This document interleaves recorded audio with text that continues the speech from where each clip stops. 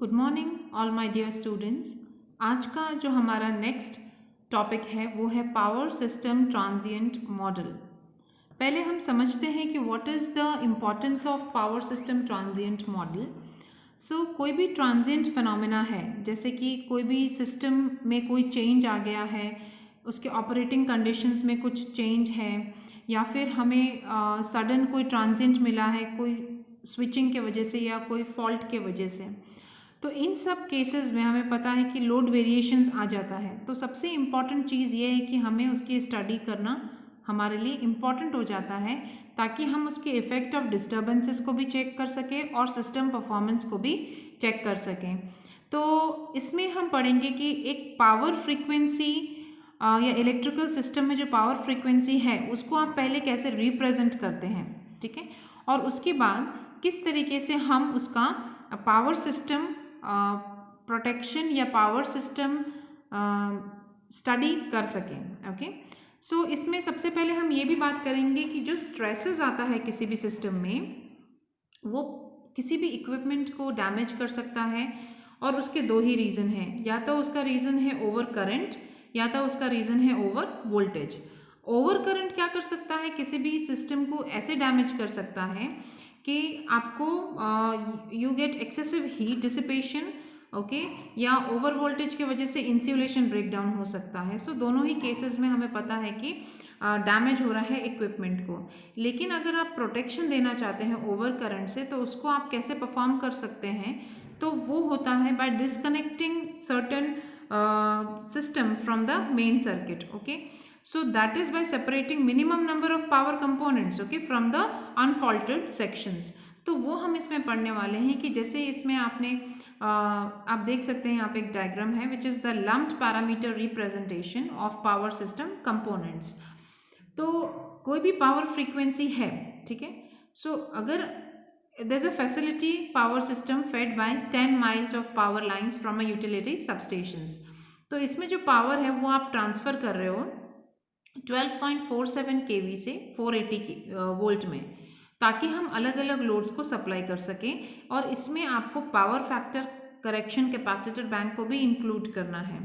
तो इसमें जो रीजनेबल एक्यूरेसी आएगी उसको आप कैसे ऑब्टेन कर सकते हैं या रिप्रेजेंट कर सकते हैं, वो हम इलेक्ट्रिकल कैरेक्टरिस्टिक या उसके कैलकुलेशन एट लो फ्रीक्वेंसी अगर आप फाइंड करेंगे तो आप उसको चेक कर सकते हैं।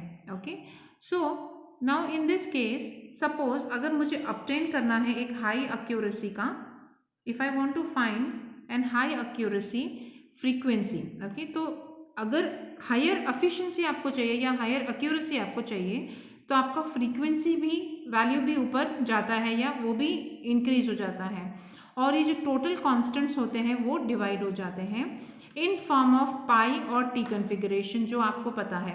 ये पाई कन्फिगरेशन क्या है एंड टी कन्फिगरेशन क्या है। पाई कन्फिगरेशन में आपके कैपेसिटर का वैल्यू डिवाइड बाय 2 है and inductor is connected, and the second one is where capacitor is single and the inductance value is divided. तो इस तरीके से अगर आप एक कनेक्शन करते हैं, प्रॉपर कनेक्शन, तो आपको क्या मिलता है, you will get a better और एक्यूरेट रिजल्ट, ठीक है।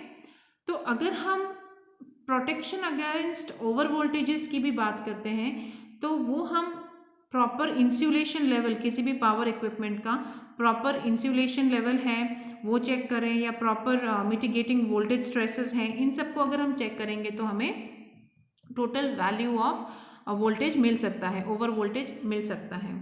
वैसे तो अगर आप देखो तो बहुत सारे क्राइटेरिया होते हैं जिसमें आप पावर सिस्टम ट्रांजिएंट को डिवाइड कर सकते हैं, जैसे कि वो कहाँ से ओरिजिनेट हुआ है, क्या वो कोई एक्सटर्नल कॉज है। एक्सटर्नल कॉज का मतलब क्या होता है, लाइटनिंग है या लाइटनिंग स्ट्राइक्स है, या फिर इंटरनल है, इंटरनल मतलब फॉल्ट्स है या स्विचिंग ऑपरेशंस हैं, ठीक है।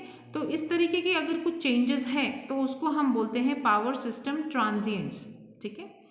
अगर if I am discussing about से सम स्ट्रेसेस जो इंटरनल है, तो इंटरनल वाले होंगे वो सडन लोड स्विचिंग का है, तो सडन लोड स्विचिंग की वजह से लोड वेरिएशंस आ रहा है, पर जो इसका फिजिकल फिनोमेना है पावर सिस्टम ट्रांजिएंट का, वो इलेक्ट्रोमैग्नेटिक होता है। तो जब भी आप आपको वो फाइंड करना है तो आपको क्या फाइंड करना पड़ेगा, interaction between the energy stored in the capacitor and the energy stored in the inductors. Okay, आपको टोटल एनर्जी किस में स्टोर है, इंडक्टर में भी और कैपेसिटर में भी। जब आप इन दोनों के अंदर जो एनर्जी अवेलेबल है उसका एनालिसिस करेंगे तभी आपको मिलेगा इसका एक्चुअल आउटपुट। ठीक है, तो अगर आपको कभी भी इसका एग्जैक्ट कैलकुलेशन करना है या एग्जैक्ट ट्रांजिएंट वैल्यू फाइंड करना है तो बहुत इंपॉर्टेंट हो जाता है कि आपको सिस्टम में ये समझना पड़ेगा कि आपका टोटल आउटपुट कितना आएगा। Okay, so computations is a tedious job, it is very difficult. okay, now still अगर हायर फ्रीक्वेंसी वैल्यू है तो आपको उसे कैसे रिप्रेजेंट करना है, it has to be represented by the distributed parameters. Okay, तो आर एल एन सी है वो क्या रिप्रेजेंट करता है, resistance, inductance and capacitance value. ठीक है, तो जो रीजन है डिस्ट्रीब्यूटेड पैरामीटर अप्रोच का वो ये है कि आप प्रोड्यूस क्या कर रहे हैं, result. Okay, but how are you finding it, by high frequency transient phenomena. तो जो वेव फॉर्म का इक्वेशन होता है वो होता है lambda is equal to C by F. So C is the velocity of light in vacuum and is equal to 300 into 10⁶ milli seconds और 186,400 miles per second. ठीक है, तो इस तरीके से इसका डिवीजन होता है। नाउ अगर आप 60 हर्ट्ज पावर फ्रीक्वेंसी के बारे में बात कर रहे हैं तो इसमें जो लैम्बडा की वैल्यू होती है वो होती है 3106 माइल्स की या 1 मेगाहर्ट्ज सिग्नल। तो lambda is actually what, it is 393 feet. तो अगर आप कोई भी ऑल्टरनेटिंग करंट या इलेक्ट्रिकल सिग्नल की बात कर रहे हैं जो कि एक मीडियम में ट्रैवल कर रहा है या कंडक्टिंग मीडियम में है, तो ऐसे ओवरहेड पावर लाइंस को या अंडरग्राउंड केबल्स को, तो एक सिग्नल होता है जो वायर तक पहुंचती है और वो क्या रिफ्लेक्ट करती है, it reflects back depending on the polarity.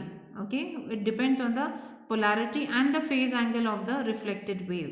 ठीक है, and the net amplitude of the composite waveform can have a value between 0 and twice the value of the incident wave. और typically जो 1/4 wavelength होता है आपका वो क्या होता है, odd multiple of 1/4 wavelength. ठीक है, तो इस तरीके से आप टोटल हाई इम्पीडेंस सर्किट का भी एनालिसिस कर सकते हैं या फिर आप इसमें टोटल फिनोमेना जो ट्रांजिएंट फिनोमेना अकर हुए हैं उसको भी फाइंड कर सकते हैं। और जितनी भी क्वांटिटीज़ इसमें हैं जिसमें पावर बिहेवियर आपको दिखता है उसकी भी वैल्यूज़ आप फाइंड कर सकते हैं। पर इसमें एक बहुत इंपॉर्टेंट क्वांटिटी है जिसको हम इम्पीडेंस वैल्यू भी बोलते हैं। So that is Z0 is equal to sigma L upon C। तो अगर ये वैल्यू आप फाइंड करेंगे तो आपको क्या मिलेगा, इम्पीडेंस वैल्यू मिलेगा। तो किसी भी पावर लाइन में जिसमें कोई भी लॉसेस नहीं है तो वोल्टेज एंड करंट का कैरेक्टरिस्टिक है वो इम्पीडेंस के साथ लिंक्ड रहता है। ठीक है, so this is how we find out the total characteristic behaviour of that power line. पर जो ट्रांजिएंट है कुछ केसेस में ओके ड्रास्टिकली रिड्यूस हो जाता है अगर इक्विवेलेंट सर्किट उसकी छोटी है। ओके, और आपका इक्वेशन आपने उसमें फाइंड किया है। तो transient in power systems were initially analysed with network analysers. Okay, क्योंकि उसमें हम डिजिटल कंप्यूटर्स का यूज़ करते थे और वैल्यूज़ को फाइंड करते थे। But these days we are finding out the total values okay based on various calculations. Now another characteristic in this is of the power system is the natural frequency that allows to calculate the frequency of a disturbance produced in the LC circuit when it is excited by a voltage or current signal। ठीक है, तो ये important क्यों है, तो आपको पता होना चाहिए कि जो ट्रांजिएंट है ये एक ऑसिलेटरी सिस्टम है या हम ऐसा बोल सकते हैं कि जो उसकी फ्रीक्वेंसी है वो कंटिन्यूसली चेंज होती रहती है। तो ऐसी केसेस में हमको क्या पता होना चाहिए कि जो कांस्टेंट वैल्यूज़ है L एंड C, ठीक है, या जो एम्पलीट्यूड है इसका ये वैल्यू हमारे पास हमेशा इस तरीके से प्रेजेंट होना चाहिए कि हम उसकी रीजनेबल एक्यूरेसी फाइंड कर सकें। ओके, जब दो सर्किट हैं या पावर लाइन्स है उसको आप कनेक्ट करते हो तो आपका कैरेक्टरिस्टिक इम्पीडेंस होता है इंडिविजुअल सर्किट का, वो फाइंड करता है कि कितना ट्रांजिएंट वोल्टेज या करंट उसमें रिफ्लेक्ट बैक होगा और कितने पोर्शन तक रिफ्लेक्ट बैक होगा। इसीलिए हम ट्रांजिएंट मॉडलिंग या इम्पीडेंस मिसमैचेस पढ़ते हैं and minimise the large voltage और करंट बिल्डअप्स। तो नेचुरल फ्रीक्वेंसी अगर डिफाइन हम करें तो natural frequency is defined as 1/2 under root of L by C। Okay, ये इक्वेशन है हमारा नेचुरल फ्रीक्वेंसी का। पर हर एक इलेक्ट्रिकल सिग्नल या ट्रांसमिशन लाइन है उसकी एक इंडक्टेंस या कैपेसिटेंस वैल्यू उसके साथ एसोसिएटेड रहती है, जिसमें कोई ना कोई नेचुरल फ्रीक्वेंसी भी रहती है। तो ऐसे जो फिनोमिना होते हैं जिसमें रेजोनेंस प्रेजेंट होता है, ओके, तो रेजोनेंस कब होता है? जब inductive in reactance is equal to capacitive reactance. Okay, तो उस केस में हम बोल सकते हैं कि आपका रेजोनेंस हुआ है। तो ट्रांसमिशन थ्योरी, लाइन थ्योरी की हम बात करें तो resonant frequency is also referred as the characteristic frequency. तो आप इसमें एक देख रहे सिग्नल इनपुट है और सिग्नल आउटपुट है। ओके, तो पैरेलल रेजोनेंस सर्किट इसे हम बोलते हैं। तो जब हम जनरल प्रोसीजर की बात कर रहे हैं, जनरल प्रोसीजर मतलब ट्रांजिएंट एनालिसिस के लिए, तो सबसे पहले हमें क्या ध्यान रखना चाहिए कि हमें इंफॉर्मेशन कलेक्ट करनी है डेटा या पावर इक्विपमेंट का जो ट्रांजिएंट से अफेक्ट हो सकता है पहले तो। फिर हमें फाइंड करना चाहिए वो zone, we should find the zone जहाँ पे आप मॉडल को एनालाइज कर सकते हैं। तीसरा है आपको best representation of each component, हर एक कंपोनेंट का प्रॉपर रिप्रेजेंटेशन हो, फिर प्रॉपर कैलकुलेशन हो टेक्निक से, और लास्ट में आप एनालाइज करें रिजल्ट को। इतनी चीज़ें तो आपके पास होनी ही चाहिए। सो जो टास्क है वो हम कैसे कैरिड आउट करते हैं? It is carried out step by step. Okay, जैसे इसमें हमने फाइंड किया कि natural frequency value is also important, क्योंकि क्या होता है ना कि जो स्विचिंग ऑपरेशन होता है it is not predictable. Switching actions, they are not predictable, or we can say that one of the most common causes of electromagnetic transient in power system is switching operation। ठीक है, क्योंकि आप switch को close कर रहे हो या आप स्विच को ओपन कर रहे हो, दोनों टाइम पे कोई ना कोई स्विचिंग जो है इंट्रोड्यूस कर रहा है कुछ टाइप का ट्रांजिएंट, या सिस्टम स्ट्रक्चर है उसमें वो कोई वैल्यू को चेंज कर रहा है, जिसको आप ओवर वोल्टेज भी बोल सकते हैं या आप उसको ओवर करंट भी बोल सकते हैं। तो इस तरीके के जो चेंजेस आ रहे हैं उसकी वजह से ही हम ये पावर सिस्टम ट्रांजिएंट मॉडल को ड्रॉ करते हैं। Okay, so with this I would like to conclude my lectures here by saying that power system modeling of any system is very important just to understand the magnitude and to understand the transient that has occurred in the system. I would request you all to kindly submit the answers on Google Classrooms and attend the lectures positively. Thank you everyone.